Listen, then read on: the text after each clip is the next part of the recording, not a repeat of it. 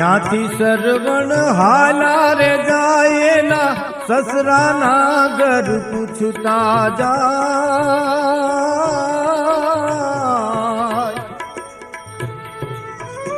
સસરાજી રે મારા વચન સુણો અમારી દીકરીને ઘરમાં પૂરો સસરાજી મારા વચન સુણો તમારી દીકરીને ઘરમાં પૂરો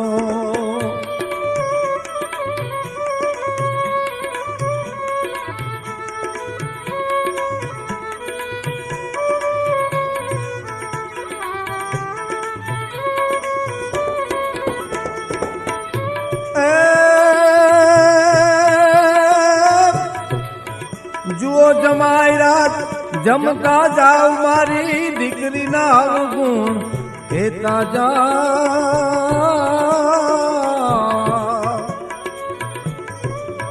જુઓ જમાઈ રાત જમતા રે જાવ મારી દીકરીના અવગુણ ગાતા જાવ ઈરે અભાગની ના મોકણ જુએ મારા આંધળા માવતર ને નાખે કુએ ઈરે અભાગની ના મોકણ જુએ મારા આંધળા માવતર ને નાખે કુએ ઈરે અભાગની ના મોકણ જુએ મારા આંધળા માવતર ને નાખે કુએ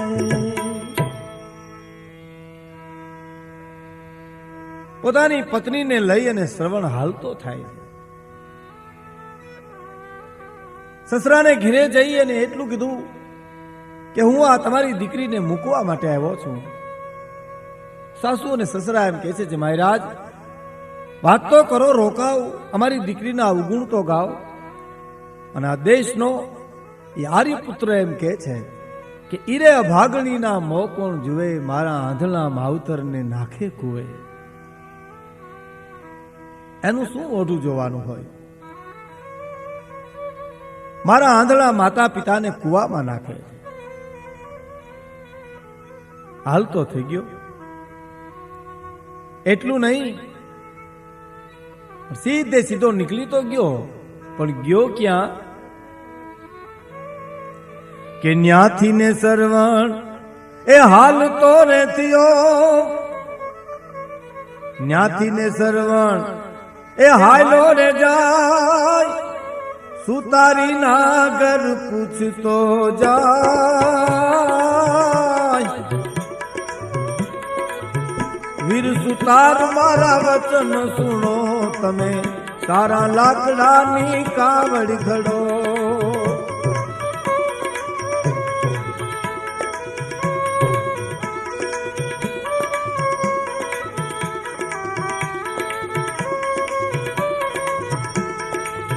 ન્યાથી સરવણ હાલતો જાય સુતારી ના ઘર પૂછતો જાય સુતારી વીરા મારા વચન સુણો તમે સારા લાકડાની કાવડ ઘડો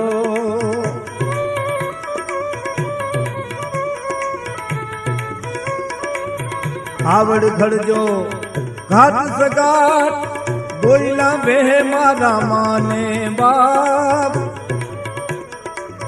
કાવડ ઘડજો ઘાટ સઘાટ દોયલા બેસે મારા માને બાપ કાવડ ઘડજો ઘાટ સઘાટ દોયલા બેસે મારા માને બાપ સસરાને ઘરેથી આવી અને પોતે પોતાના માતા પિતાની સેવા કરે છે અને સેવા કરતા કરતા એકવાર એના માતા પિતાને પૂછે છે હે માં પિતાને પ્રણામ કરી વાત કરે છે જીવનમાં કોઈ તમારી ઈચ્છા ખરી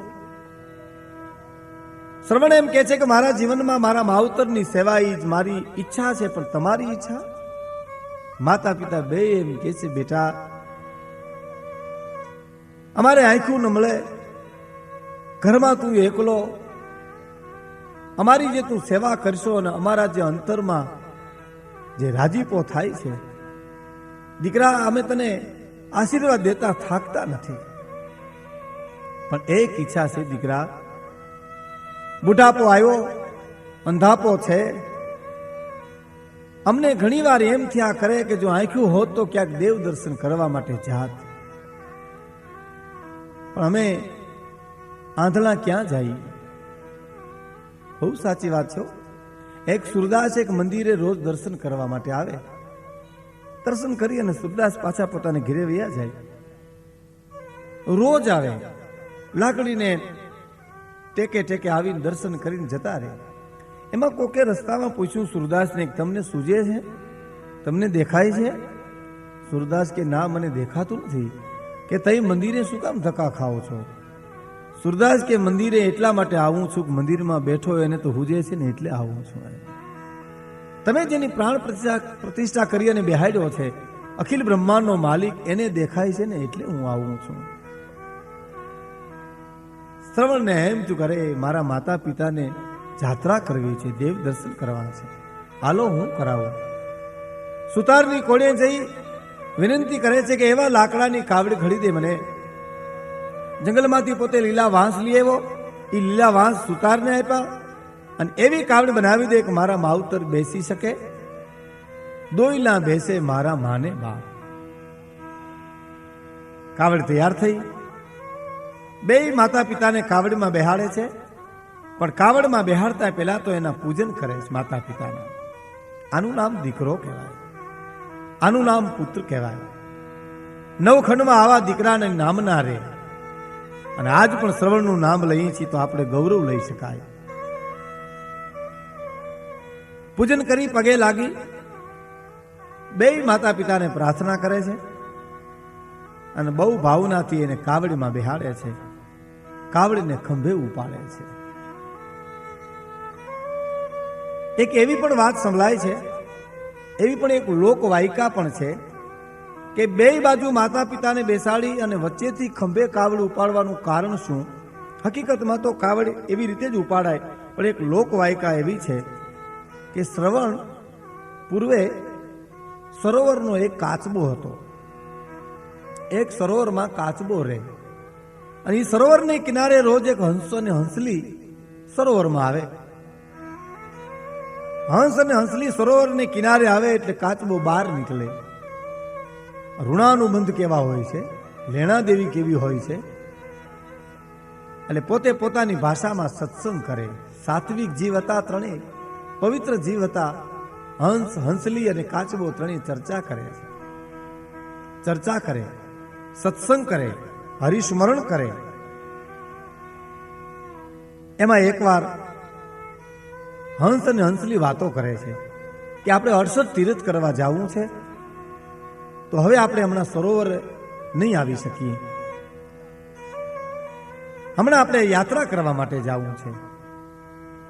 કાચબાને એ વાત સાંભળી અને આંખમાં આંસુ આવી ગયા. બીજે દિવસે હંસ અને હંસલી આવી અને કાચબાને એમ કહે છે કે અમે હવે આજથી નહીં આવીએ, અમારે તો યાત્રાએ જવું છે. કાચબાને મનમાં બહુ ઈચ્છા હતી યાત્રા કરવાની, પણ શું થાય? એટલે મોઢા ઉપરની ઝાંખપ જોઈ, આંખના આંસુ જોઈને હંસ ને હંસલી કહે છે કે કેમ તમે ઝાંખા છો? કાચબો એમ કહે છે કે યાત્રા કરવાની મારી ઈચ્છા છે, પણ હું કેવી રીતે જઈ શકું? મારે કાંઈ પાંખું તો છે નહીં, હું કાંઈ હાલી શકું નહીં એટલું. હંસ ને હંસલી વિચાર કરે છે કે તમે ચિંતા કરતા નહીં. એક નાની એવી લાકડી લઈ આવ્યા હંસ ને હંસલી અને આવીને એટલું કીધું કે લ્યો આ એક લાકડી છે, એને તમે વચ્ચેથી મોંમાં પકડી લ્યો અને બે છેડા અમે ચાંચમાં લઈ અને બે ઉડીએ છીએ. અમે જ્યાં જ્યાં તીર્થો કરશું ત્યાં તમે ઉતરી અને તીર્થ કરજો. કાચબો બહુ રાજી થઈ ગયો. લાકડીને મોઢામાં રાખી બે છેડે હંસ અને હંસલી એમ કહેવાય ચાંચમાં લઈને ઉડ્યા. તીર્થધામ ઉપર દેવ દર્શન કરે છે. એક એક તીર્થ પછી એક એક તીર્થ લે છે. પણ કાચબો વિચાર કરે છે કે આહા, હંસ અને હંસલીનું હું ઋણ કયા અવતારમાં ચૂકવીશ? આહા, આ દેશની સંસ્કૃતિ છે, કોઈ પણનું ઋણ માથે ન રાખે એવો આ દેશ છે. પછી માણસના દાખલા લ્યો કે પશુ પક્ષીઓના દાખલા લ્યો તો આ ભારત એવો પવિત્ર દેશ છે કોઈનું ઋણ માથે ન રાખે.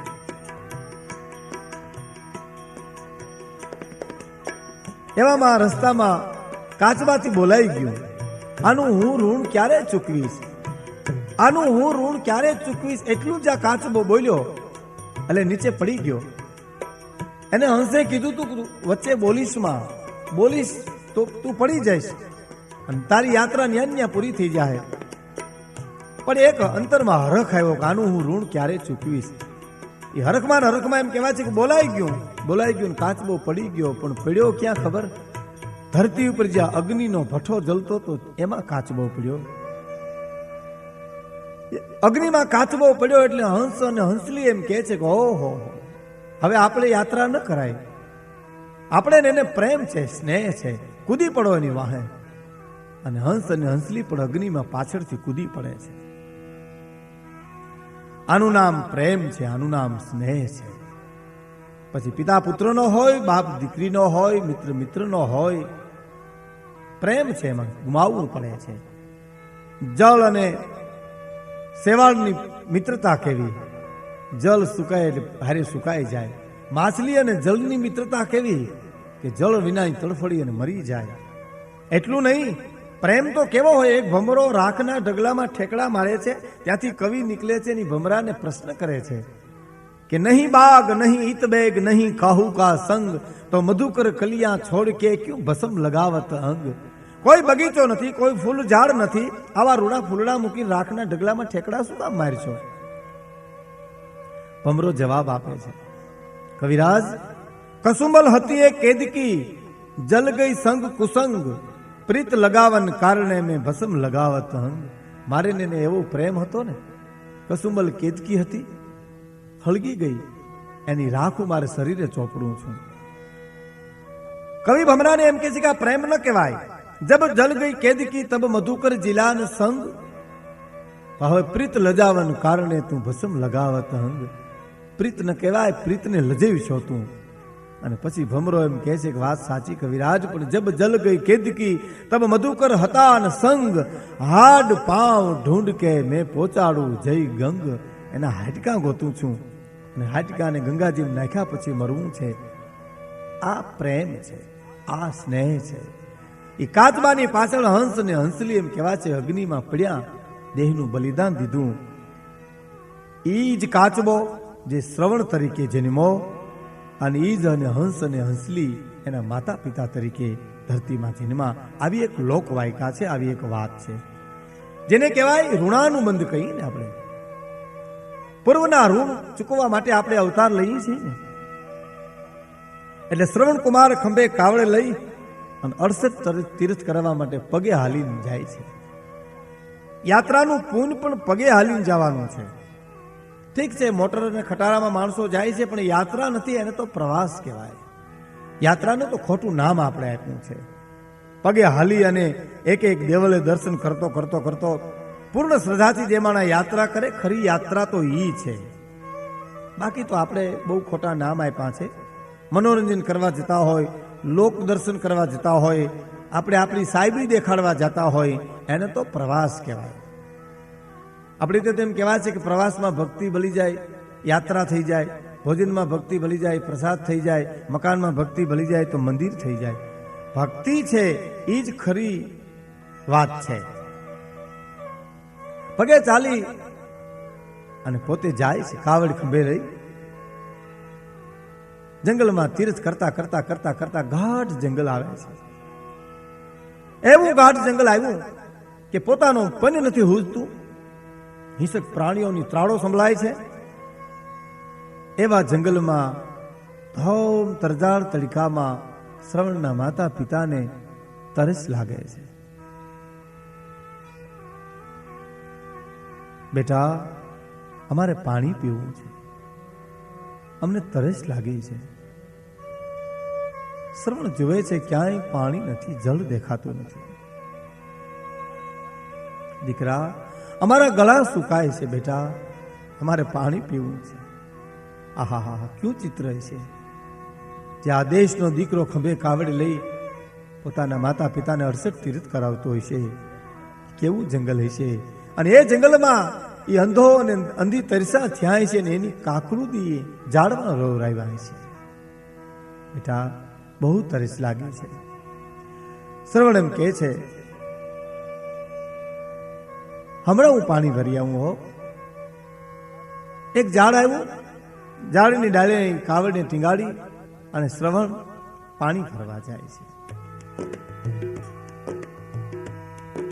દીકરો એટલું બોલ્યો, માં પિતાજી અહીંયા પર રહેજો, બાજુનું તળાવ છે, ત્યાં હું પાણી ભરી આવું છું. હમણાં પાણી ભરવા જાય છે. હાથમાં જારી છે, પાણીનો ઘડો છે. સરોવરને કિનારે આવી અને આમ જેમ કહેવાય છે કે પાણી ભરે છે. આપણે ત્યાં ગીતમાં આગળ કહે છે ને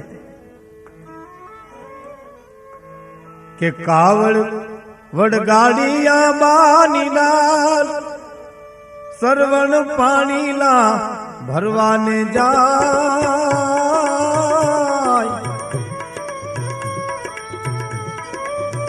કાવડ વડગાડિયા બાની લાલ, કાવડ વડગાડી આંબાની ડાળ સરવણ પાણીલા ભરવાને જાય.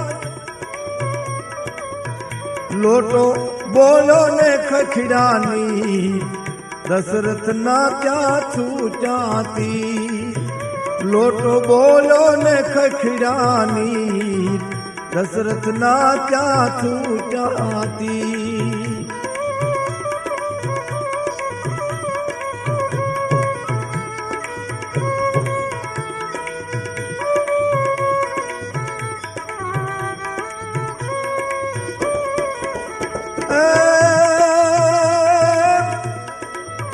કાવડ વળગાડી આંબાની ડાળ સરવણ પાણીના ભરવાને જાય. લોટો બોલો ખખડાની દશરથ ના ત્યાં છૂટી હતી.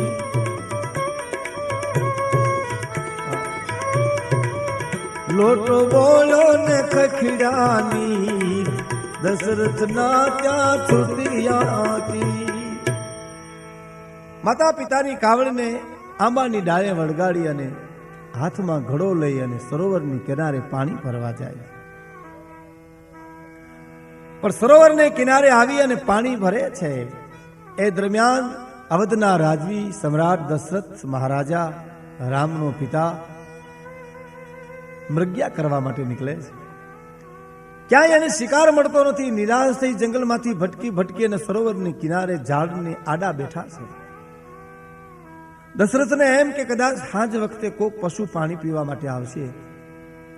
શ્રવણને પાણી ભરવું, ઘડો બોલ્યો, અવાજ આવ્યો.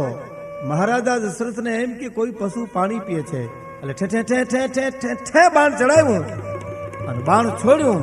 એ છોડતાની હારે જે અવાજ આવ્યો એ અવાજના આધારે જે હાલી અને જોવે છે શ્રવણના છેલ્લા ડહકાઓ. શ્રવણી બાણથી વિંધાઈ ગયો. ભાઈ મહારાજા દશરથ આવીને એમ કહે છે, બેટા કોણ છો? રાજાએ હળી કાઢીને જોયું. શ્રવણના છેલ્લા ડહકા હતા. શ્રવણ એમ કહે છે, મામા મામા મને મરવાનું જરાય દખ નથી. મારું છેલ્લું એક કામ કરજો.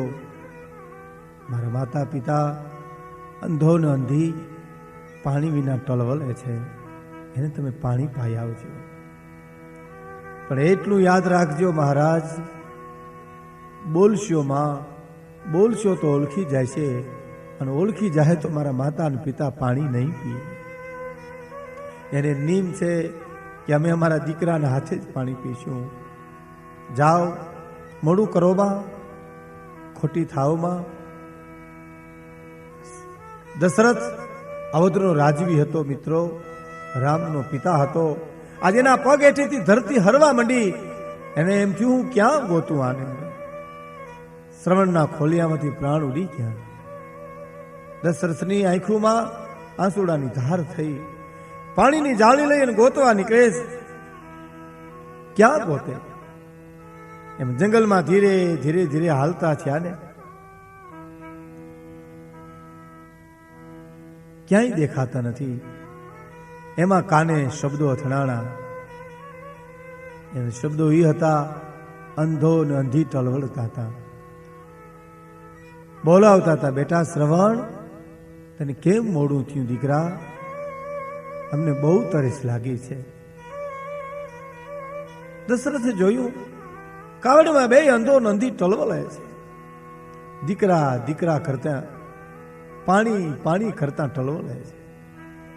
દશરથ જોઈ રહ્યા કે ઓહો, હવે આને કેમ કહી શકું કે તમારો દીકરો સ્વર્ગે સિધાયો છે. પશુ નીકળે, પક્ષી ઉડે, અવાજ આવે, પાંદડું ખખડે, તરત જ એમ બોલે, બેટા કેમ મોડું થયું તને? આમ હાથ લાંબા કરીને જોવે, ક્યાં ગયો દીકરા? હજી કેમ નો આવ્યો? દશરથ આ ચિત્ર જોઈ અને થીજી ગયા. એને એમ થયું, ઓહ, આને હું કેમ કહું? અને હું આને કહીશ કે તમારો દીકરો સ્વર્ગે ગયો તો આના પ્રાણ ઉડી જાય છે, અને પ્રાણ નીકળી જાય એટલે મને ત્રણ હત્યાવું લાગશે. અને છતાં એમ કહેવાય છે કે મહારાજા દશરથ તમામ શક્તિ વહેલી કરી મહા મુસીબતે નજીક જઈને એટલું બોલ્યા કે પાણી પી લ્યો. અને અંધો અને અંધી એમ કે છે, તમે કોણ છો?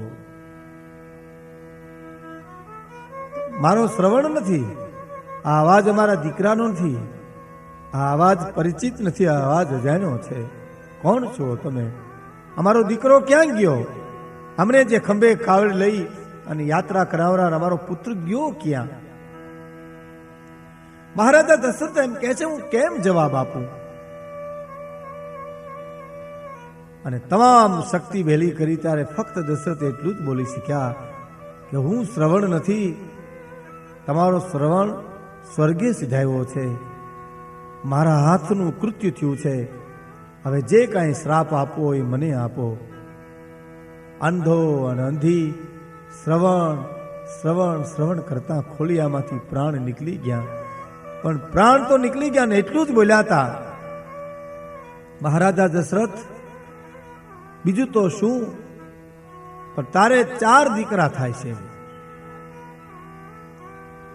4 દીકરા તારે થાય છે, અંતે એકેય નહીં હોય. અમારા દીકરાના વિરહમાં જેમ અમે ટળવળી અને મરીએ છીએ, એમ તારે 4 પુત્રો થાય છે, પણ અંતે વેલા એકેય નહીં હોય.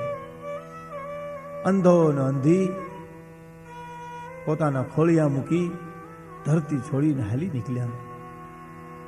સમ્રાટ દશરથને એમ થયું કે મને શ્રાપ લાગી ગયો છે, અને બને છે એવું ભાઈ, દેવ અને દાનવના યુદ્ધમાં ઇન્દ્ર મહારાજ જ્યારે મહારાજા દશરથની મદદ કરવા માટે બોલાવે છે, અને એ મદદે આવે છે. આવ્યા પછી મહારાણી કઈ હાર્યા હોય છે. વાત જાણીતી છે કે રણ મેદાનની માલિપા રથનો પૈડું નીકળી ગયું, બળેલ નીકળી ગઈ ખીલો. ત્યાં મહારાણી કઈ આંગળી રાખી હતી, આંગળી તૂટી ગઈ. મહારાજા દશરથે એને એટલું કીધું હતું કે આજ માગી લ્યો, અને તેથી એમ કીધું હતું કે ના, આજ મારે કાંઈ માગવું નથી, મારા વચન બાકી રાખો. હા, પણ હું માગી લઈશ જ્યારે. અને એ જ્યારે એમ કહેવાય છે કે રામ વનવાસ વખતે જ્યારે વચનો માગ્યા, પહેલું વચન ભરતને રાજગાદી, અને બીજું રામને 14 વર્ષનો વનવાસ. એ વનવાસ મળ્યો, રામ વનમાં ગયા, અને સુમંતે આવીને પહેલી વાર મહારાજા દશરથને એટલું કીધું હતું કે તમારા બધા કામ હું કરી શક્યો છું, પણ એક કામ નથી કરી શક્યો, રામને હું પાછા નથી વાળી શક્યો. અને ત્યારે દશરથ મહારાજ એમ કહે છે કૌશલ્યાને કે દેવી, આ દિવાલમાં મને કંઈક દેખાય છે. એટલે કે કાંઈ દેખાતું નથી, બધી વાત માંડીને કરે છે કે દેવી મને દેખાય છે, તમને કદાચ નહીં દેખાતું હોય. શું દેખાય છે? કવિ એમ કહે છે,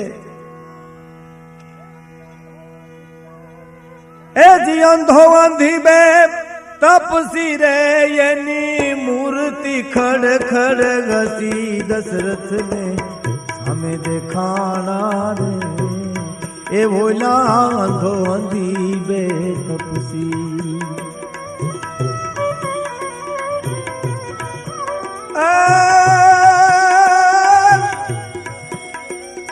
અંધો અંધી બે તપસી રે એની મૂર્તિ ખડ ખડ રસી દશરથ ને સામે દેખાણા રે એ ઓલા અંધો અંધી બે તપસી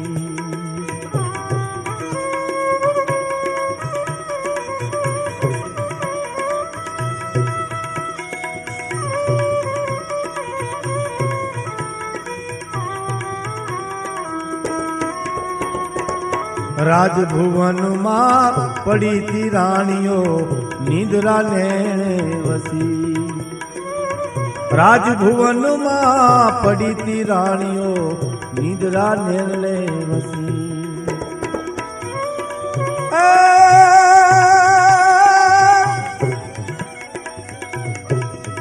અંતકાલની વેદના ઉપડી અંતકાલની વેદના ઉપડી મૃત્યુ આવતું તું દસી દશરથ ને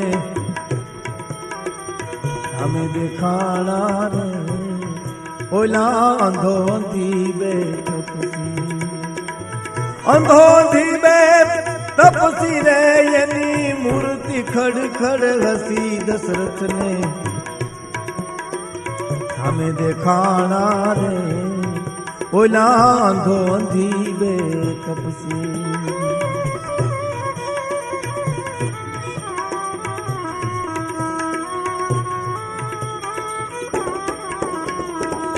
સાંભળ્યું જો બન પાપ સાંભળ્યું કાયા શિકારે કસી મહારાજા દશરથને એમ કહેવાય છે કે એનું જોબન યાદ આવ્યું યુવાની યાદ આવી શિકાર કરવા ગયા હતા શ્રવણને પહેલા બાણે વિધિ રાખ્યો યાદ આવ્યું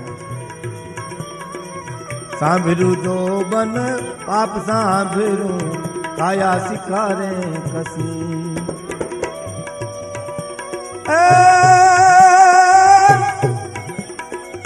શબ્દ વેદની સીધો સાંભળી જીવન આશાએ ખસી દશરથ ને સામે દેખાણા રે ઓલા અંધો અંધી બે તપસી એને સામે દેખાણા રે ઓલા અંધો અંધી બે તપસી અંધો અંધી બે તપસી રે એની મૂર્તિ ખડ ખડ હસી દશરથ ને સામે દેખાણા રે ઓલા અંધો અંધી બે તપસી અંધો દશરથ ને સામે દેખાણા રે તેદી અંધો અંધી બે તપસી શ્રવણ કથામાંથી આ શ્રવણની વાર્તામાંથી એટલું જરૂર આપને જાણવા મળે છે કે દીકરો કેવો હોવો જોઈએ માતા પિતાની સેવા દીકરો કેવી કરે છે એક જીવનમાં ઉતારવા જેવું ઈ છે બીજી વાત કરેલા કર્મના બદલા કેવા દેવા પડે છે મહારાજા દશરથને છેલ્લે અંધો અને અંધી દેખાણા આ પણ જીવનમાં ઉતારવા જેવું છે